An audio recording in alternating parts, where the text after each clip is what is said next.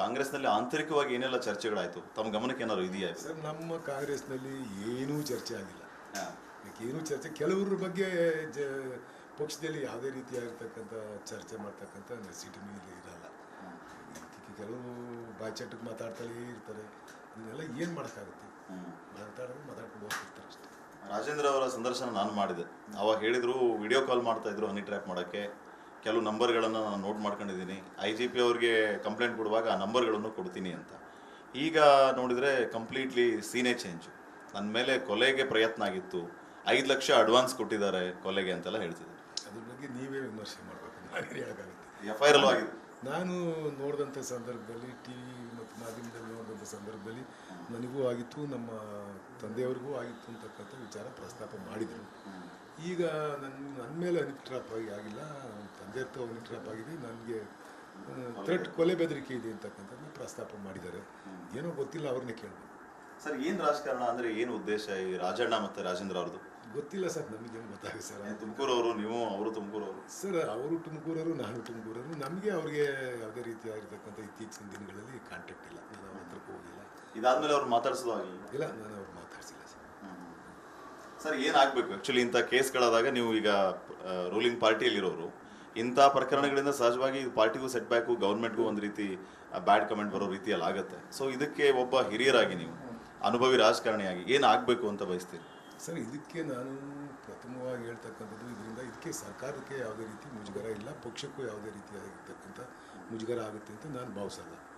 ಯಾಕೆಂದರೆ ಅದು ಅವರ ವೈಯಕ್ತಿಕ ವಿಚಾರ.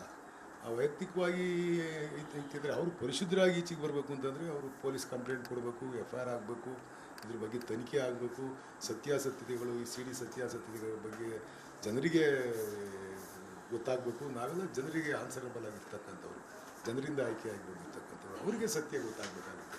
ಸಮಾಜದಲ್ಲಿ ನನ್ನ ವ್ಯಕ್ತಿತ್ವ, ನಾನು ಪರಿಶುದ್ಧ ಆಗಿದ್ದೀನಿ ಅಂತಕ್ಕಂಥದ್ದು ತೋರಿಸ್ಕೊಬೇಕಾಗುತ್ತೆ. ಮತ್ತು ಎಂಕ್ವೈರಿ ಆದರೆ ಈ ಥರ ಅಟೆಂಪ್ಟ್ ಮಾಡೋರು ಯಾರು ಇದ್ದರೆ ಅವರಿಗೂ ಕೂಡ ತಕ್ಕ ಶಿಕ್ಷೆ ಆದಾಗ ಬಹುಶಃ ಇದು ಮುಂದಿನ ದಿನಗಳಲ್ಲಿ ಈ ರೀತಿ ಮಾಡ್ತಕ್ಕಂಥವ್ರಿಗೂ ಒಂದು ಪಾಠ ಆಗುತ್ತೆ. ಎಂಕ್ವೈರಿ ಆಗಬೇಕು. ಸರ್, ಮೇನ್ಲಿ ಈಗ ಕರ್ನಾಟಕದ ಜನರಲ್ಲಿ ದೊಡ್ಡ ವಿಚಾರ, ಮಾತು ಎಲ್ಲ ಕಡೆನೂ ಕೇಳಿ ಬರ್ತಾ ಇರೋದು ಪವರ್ ಶೇರಿಂಗ್ ವಿಚಾರ.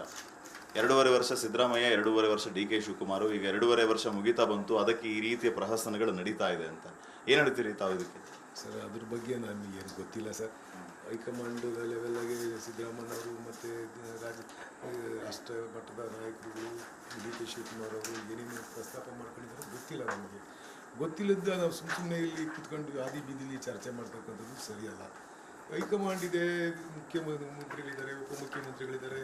ಅವರು ಪಕ್ಷವನ್ನು ಅಧಿಕಾರಕ್ಕೆ ತರಲಿಕ್ಕೆ ಸಾಕಷ್ಟು ಶ್ರಮ ಹಾಕಿದ್ದಾರೆ. ಇಬ್ಬರು ನಾಯಕರು ಕೂಡ ಹಗಲು ರಾತ್ರಿ ದುಡ್ದಿರ್ತಕ್ಕಂಥವ್ರು. ನಾವೆಲ್ಲ ಅವರ ಕೃಪೆಯಿಂದ ಗೆದ್ದಿರ್ತಕ್ಕಂಥವ್ರು.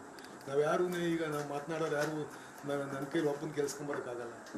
ಯಾರ್ಯಾರು ಮಾತಾಡ್ತೀವಿ ಅವ್ರ ಕೈಲಿ ಯಾರು ಶಾಸಕರು ಗೆಲ್ಸ್ಕೊಂಬರೋ ಅಷ್ಟು ಶಕ್ತಿ ಯಾರಿಗೂ ಇಲ್ಲ. ಹಂಗಿರ್ತಕ್ಕಂಥ ಸಂದರ್ಭದಲ್ಲಿ ನಾವು ನಮ್ಮ ಕೆಲಸ ಮಾಡ್ಕೊಂಡು ಹಚ್ಕಟ್ಟೋಗಿ ಹೋದ್ರೆ ಸಾಕು ಅಂತ ನಾನು ಭಾವಿಸ್ಕೊಂಡು. ನಿಮ್ಮ ಜಿಲ್ಲೆಯಿಂದನೇ ರೇಸ್ ಜಾಸ್ತಿ ಇದೆಯಲ್ಲ ಸರ್? ಪರಮೇಶ್ವರ್ ಹೋದಲ್ಲಿ ಬಂದಲ್ಲಿ ಮುಂದಿನ CM ಅಂತ ಅನೌನ್ಸ್ ಮಾಡ್ತಿದ್ದಾರೆ, ಘೋಷಣೆ ಮಾಡ್ತಾರೆ ಅವ್ರ ಬೆಂಬಲಿಗರು. ಗೊತ್ತಿಲ್ಲ ಸರ್, ನನಗೆ ಗೊತ್ತಿಲ್ಲ. ನನಗೂ ಹೇಳ್ತಾರೆ ಮುಂದಿನ CM ಅಂತ ಹೇಳ್ಬಿಟ್ಟು ನನ್ನ ಬೆಂಬಲಿಗರು. ನಾನು ಆಗಬೇಕಾಗುತ್ತೆ ಸರ್, ಕೇಳೋಕ್ಕೆ 100% ಇಲ್ಲ ಸರ್. ನಾನು ಅಧಿಕಾರದ ಆಸೆಯಿಂದ ಅಧಿಕಾರಕ್ಕೆ ಇಟ್ಕೊಂಡು ಅದ್ರ ಬೆನ್ನತ್ತಿ ಹೋಗ್ತಕ್ಕಂಥದ್ದು, ಅಧಿಕಾರ ಬೇಕು ಅಂತ ಹೋಗ್ತಕ್ಕಂಥ ಮನುಷ್ಯನೇ ಅಲ್ಲ. ನನಗೆ ನನ್ನ ತಾಲೂಕಿನ ಜನ ಕೊಟ್ಟಿರ್ತಕ್ಕಂಥ ಅಧಿಕಾರದ ತೃಪ್ತಿ ಇದ್ದೀನಿ. ಅವರಿಗೆ ಸೇವೆ ಮಾಡಬೇಕು. ಬೆಳಗಿನ ಸಾಯಂಕಾಲದಾಗ ಅದೇ ಉದ್ಯೋಗ ಮಾಡ್ತೀನಿ.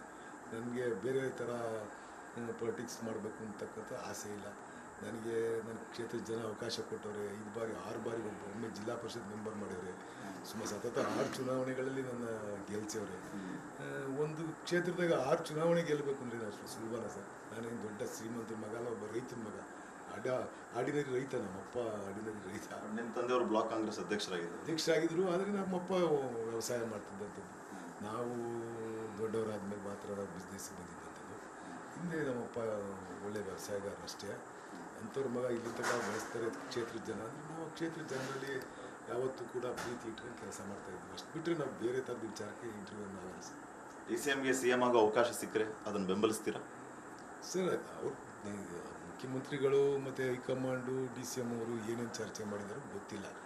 ನಾವೆಲ್ಲ ಊಹೆಗೆ ಮಾಡ್ಕೊಂಡು ಮಾತಾಡ್ತೀವಿ. ಯಾರೇ ನಾನು ಸ್ಟೇಟ್ಮೆಂಟ್ ಕೊಟ್ಟರು ಕೂಡ ಯಾರೂ ಅಲ್ಲಿದ್ದಾರಲ್ಲ, ಆ ಚರ್ಚೆ ಒಳಗೆ ಭಾಗವಹಿಸಿರ್ತಕ್ಕಂಥವ್ರು ಯಾರೂ ಇಲ್ಲ. ನಾವ್ಯಾರೂ ಇಲ್ಲದ್ರೆ ಸುಮ್ಮನೆ ಚರ್ಚೆಯಲ್ಲಿ ಇಲ್ಲ ಅಂದ್ರೆ ಚರ್ಚೆ ಆಗಿದೆ ಅಂತ ಲೆಕ್ಕನ? ಗೊತ್ತಿಲ್ಲ ಸರ್, ಯಾರಿಗೆ ಗೊತ್ತಿದೆ ಸರ್? ಇಲ್ಲ ಮುಖ್ಯಮಂತ್ರಿಗಳನ್ನ ಹೇಳಿರ್ಬೇಕು, ಶಾಸಕಾಂಗ ಪಕ್ಷದ ಸಭೆಯಲ್ಲೋ ಮತ್ತೊಂಥವಲ್ಲೋ ನಾನು ಹಿಂಗೆ ಮಾತು ಕೊಟ್ಟಿದ್ದೆ ಅಂತೆಲ್ಲ ಹೇಳಬೇಕು. ಇಲ್ಲ ಉಪಮುಖ್ಯಮಂತ್ರಿಗಳನ್ನ ನಮ್ಗೆ ಹೇಳಿರ್ಬೇಕು. ಉಪಮುಖ್ಯಮಂತ್ರಿಗಳು ಹೇಳಿಲ್ಲ, ಮುಖ್ಯಮಂತ್ರಿಗಳು ಹೇಳಿಲ್ಲ ಅಂದಾಗ ನಾವು ಇದು ಚರ್ಚೆ ಔಚಿತ್ಯ ಏನೈತೆ? ಸದನದಲ್ಲಿ ಹೇಳಿದ್ರು ಒಮ್ಮೆ ಆ ಥರ ಅವಕಾಶ ಬಂದ್ರೆ ಒದ್ ಕಿತ್ಕೊಳ್ಳೋದು ಮಾಡಬೇಕು ಅಂತ ಹೇಳಿದ್ರಲ್ಲ ಅವರು. ಅದನ್ನ ಹೇಳಿಲ್ಲ ಅವರು. ಇದರಲ್ಲಿ ಹಿಂದಿನ ವಿಚಾರವನ್ನ ಪ್ರಸ್ತಾಪ ಮಾಡಿದ್ರು, ಬಟ್ ಅದು ಕೋಇನ್ಸಿಡೆನ್ಸ್. ಹಿಂದಿನ ಘಟನೆ ಬಗ್ಗೆ ಅಧಿಕಾರ ತಾನೇ ಬರಲ್ಲ. ಯಾವತ್ತೂ ಕೂಡ ಅಧಿಕಾರ ಒಂದು ಕಿತ್ಕೊಬೇಕಾಗುತ್ತೆ ಅನ್ನೋ ಒಂದು ದಾಟಿಲಿ ಹೇಳಿದರು. ಅದನ್ನ ಅಶೋಕ್ ಅವರು ಕಿಚಾಯಿಸಿದ್ರು, ದಾಟಿಲಿ ಹೇಳಿದರು. ಈಗಿನ ವಿಚಾರ ಪ್ರಸ್ತಾಪ ಮಾಡಿ ಅವ್ರು ಹೇಳಿಲ್ಲ. ಸರ್, ಇಷ್ಟೆಲ್ಲ ಬೆಳವಣಿಗೆ ಮಧ್ಯೆ ಒಂದು ಕಾಲದ ತಮ್ಮ ಪ್ರೀತಿಯ ನಾಯಕರಂತಿರೋ ಮಾಜಿ ನಾಯಕರಂತಿರೋ ಗೊತ್ತಿಲ್ಲ, ಕುಮಾರಸ್ವಾಮಿ ಅವ್ರನ್ನ ಸತೀಶ್ ಜಾರಕಿಹೊಳಿ ಅವರು ಭೇಟಿಯಾಗಿದ್ದಾರೆ ಡೆಲ್ಲಿಯಲ್ಲಿ, ದೇವೇಗೌಡರನ್ನ ಭೇಟಿಯಾಗಿದ್ದಾರೆ. ಏನು ವಿಷಯ ಸರ್? ಸರ್, ಅವರು ಪಕ್ಷದ ನಾಯಕರು. ದೇವೇಗೌಡರು ಈ ರಾಷ್ಟ್ರದ ಪ್ರಧಾನಿಯಾಗಿದ್ದಂಥವರು, ಈ ರಾಜ್ಯ ಕಂಡಂಥ ಪ್ರತಿಮ ನಾಯಕರು. ಅವ್ರನ್ನ ಭೇಟಿಯಾಗಿ ಸಲಹೆ ಸೂಚನೆ ತಗೊಳೋದ್ರಾಗ ಏನು ತಪ್ಪೈತಿ ಅಂತ ನಾನು ಅನ್ಕೊಳ್ಳಲ್ಲ. ಕುಮಾರಸ್ವಾಮಿಯ ಏನಕ್ಕೆ ಭೇಟಿ ಮಾಡಿದ್ರು ಗೊತ್ತಿಲ್ಲ. ಅವರು ಒಬ್ಬ ಕೇಂದ್ರ ಸಚಿವರಾಗಿದ್ದಾರೆ, ಅದರಿಂದ ಭೇಟಿ ಮಾಡಿರ್ತಾರೆ. ಅದ್ರಾಗೆ ದೊಡ್ಡ ವಿಚಾರ ಏನು ಇರಲ್ಲ ಅಂತ ನಾನು ಭಾವಿಸ್ತೀನಿ. ಜಿ ಟಿ ದೇವೇಗೌಡರು ಹೇಳ್ತಾ ಇದ್ರು ಸತೀಶ್ ಜಾರಕಿಹೊಳಿ CM ಆಗಬೇಕು ಅಂತ ಹೇಳಿ ಕುಮಾರಸ್ವಾಮಿ ಅವ್ರನ್ನ ಮೀಟ್ ಆಗಿದ್ದಾರೆ ಅಂತ. ಆ ಥರ ಏನಾದರೂ ಒಂದು ಬೆಳವಣಿಗೆ ನಡೀತಾ ಇದೆಯಾ? ಜಿ ಟಿ ದೇವೇಗೌಡರಿಗೆ ಅವ್ರ ಪಕ್ಷದ ನಾಯಕರ ಮೇಲೆ ಬೇಜಾರಿದೆ, ಅದಕ್ಕೆ ಅವರು ಕಿಚಾಯಿಸಕ್ಕೆ ಹೇಳಿರ್ತಾರೆ ಬಿಟ್ಬಿಟ್ರೆ. ಅದು ಜಿ ಟಿ ದೇವೇಗೌಡರಿಗೆ ಏನು ಗೊತ್ತಿರಲ್ಲ, ಅದೆಲ್ಲ ಅದ್ರ ಬಗ್ಗೆ ಏನೇನು ಚರ್ಚೆ ಮಾಡಿರೋರು ಗೊತ್ತಿರಲ್ಲ. ಅವ್ರ ಪಕ್ಷದ ನಾಯಕರಿಗೆ ಟಾಂಗ್ ಕೊಡೋಕ್ಕೋಸ್ಕರ ಹಂಗೆ ಹೇಳಿರ್ತಾರೆ ಅಷ್ಟೇ. ಹೋದಲ್ಲಿ ಬಂದಿಲ್ಲ ಸತೀಶ್ ಜಾರಕಿಹೊಳಿ ಅವರಿಗೆ ಮುಂದಿನ CM ಅಂತ ಸಿಕ್ಕಾಪಟ್ಟೆ ಘೋಷಣೆಗಳು ಕೇಳಿ ಬರ್ತಾ ಇದೆ. ಸೊ ಅವ್ರು ಒಂದು ಗುಂಪನ್ನ ಕಟ್ಕೊಂಡು ಯಾಕೆ ರಾಜ್ಯದ ಏಕನಾಥ್ ಶಿಂದೆ ಆಗ್ಬಿಡ್ತಾರೋ ಏನೋ ಅಂತ ದಿನ ಬೆಳಗ್ಗೆ ಒಳಗಡೆ. ನಮ್ಮ ರಾಜ್ಯದಲ್ಲಿ ಅದು ಸಾಧ್ಯ ಇಲ್ಲ ಸರ್, ಯಾವುದೇ ಕಾರಣಕ್ಕೂ ಆ ಥರ ಆಗಲ್ಲ. ಕಾಂಗ್ರೆಸ್ನಲ್ಲಿ ಇರ್ತಕ್ಕಂಥ ಎಲ್ಲ ಶಾಸಕರು ಕೂಡ ನಾಯಕರು ಏನು ಹೇಳ್ತಾರೋ ಅದ್ರ ಬಗ್ಗೆ ಒಳಗಿರ್ತಕ್ಕಂಥದ್ದು. ನಾನು ಕಂಡ ಮಟ್ಟಿಗೆ ಯಾವುದೇ ರೀತಿ ಆಗ್ತಕ್ಕ ಆ ಥರ ಬೆಳವಣಿಗೆಗಳು ಆಗ್ಲಿಕ್ಕೆ ಸಾಧ್ಯ ಇಲ್ಲ ಸರ್. ಪಕ್ಷಾತೀತವಾಗಿ ಒಂದು ಪ್ರಶ್ನೆ ಹೇಳ್ತೀನಿ. ನಿಮ್ಮ ಫ್ರೆಂಡ್ ಬಾಲಣ್ಣ ಅವರು ಮೊನ್ನೆ ಯತ್ನಾಳ್ ಗೌಡರ ಬಗ್ಗೆ ಒಂದು ಮಾತು ಹೇಳ್ತಾ ಇದ್ರು ಉಚ್ಚಾಟನೆ ಆದಮೇಲೆ. ಅವರಿಲ್ಲದೆ BJP ಇಲ್ಲ ಯತ್ನಾಳ್ ಇಲ್ಲ, ಮತ್ತೆ ವಾಪಸ್ ಬರ್ತಾರೆ, ಇದು ಒಂದು ಎಚ್ಚರಿಕೆ ಅಷ್ಟೇ ಅಂತ. ಯತ್ನಾಳ್ ಉಚ್ಚಾಟನೆಯನ್ನು ನೀವು ಯಾವ ರೀತಿ ನೋಡ್ತೀರಿ ಅಂತ ಪಕ್ಷಾತೀತವಾಗಿ ನಾನು ಹೇಳಿದೆ. ಪಕ್ಷಾತೀತವಾಗಿ ನೋಡಿದರೆ ಯಾವತ್ತೂ ಆಗಬೇಕಾಯಿತು, ಲೇಟಾಗಿದೆ ಅಷ್ಟೇ. ಯಾವ ಪಕ್ಷದಲ್ಲೂ ಇದ್ದರೂ ಕೂಡ ಈ ಥರ ಬೆಳವಣಿಗೆಗಳನ್ನ ಸಹಿಸ್ಕೊಂಬಾರ್ದು ಸರ್. ಪಕ್ಷ ಮುಖ್ಯ ಹೊರತು ಯಾವುದೇ ವ್ಯಕ್ತಿಯಿಂದ ಪಕ್ಷ ಆಗ್ಲಿಕ್ಕೆ ಸಾಧ್ಯ ಇಲ್ಲ. ಈಗ ನೋಡಿ, ಈ ದೇಶದಲ್ಲಿ ಯಡಿಯೂರಪ್ಪನವ್ರು ಪಕ್ಷ ಕಟ್ಟಿರು, ಬಂಗಾರಪ್ಪನವ್ರು ಪಕ್ಷ ಕಟ್ಟಿರು, ಅರಸು ಅವ್ರ ಪಕ್ಷ ಕಟ್ಟಿರು, ಎಷ್ಟು ಜನ ಪಕ್ಷ ಕಟ್ಟಿರು. ಯಾರಾದರೂ ಪಕ್ಷ ಅದನ್ನು ಸ್ಟೇಬಲಾಗಿ ಉಳಿಸ್ಕೊಳ್ಳಿಕ್ಕೆ ಸಾಧ್ಯ ಆಯಿತಾ? ಅದರಿಂದ ವ್ಯಕ್ತಿ ಮುಖ್ಯ ಅಲ್ಲ, ಪಕ್ಷ ಮುಖ್ಯ. ಪಕ್ಷಕ್ಕೆ ಕಳಂಕ ತರೋ ರೀತಿಯಲ್ಲಿ ಯಾರೇ ನಡ್ಕೊಂಡ್ರು ಕೂಡ ಇಮ್ಮಿಡಿಯೇಟಾಗಿ ನಿರ್ದಾಕ್ಷಿಣ್ಯವಾಗಿ ತೆಗೆದಾಕ್ಬೇಕು. ನಮ್ಮ ಪಕ್ಷದಾಗಿರೋರು ಅಷ್ಟೇ, BJP ಇರ್ಬೋದು, ಜನತಾದಳ ಇರ್ಬೋದು. ಆ ಪಕ್ಷ ಪರಿಶುದ್ಧವಾಗಬೇಕು ಅಂತಂದರೆ, ಪಕ್ಷದಲ್ಲಿ ಕೆಲಸ ಮಾಡ್ತಕ್ಕಂಥ ಕಾರ್ಯಕರ್ತರಿಗೆ ಉರುಪು ಬರಬೇಕು ಅಂತಂದರೆ, ಯಾರ್ಯಾರು ಪಕ್ಷ ವಿರೋಧ ಚಟುವಟಿಕೆ ಮಾಡ್ತಾರೋ ಯಾವ ಪಕ್ಷದಾಗನ ಮಾಡಲಿ ಅದು ನಿರ್ದಾಕ್ಷಿಣ್ಯವಾಗಿ ತೆಗೆದಾಕಿರೇ ಪಕ್ಷ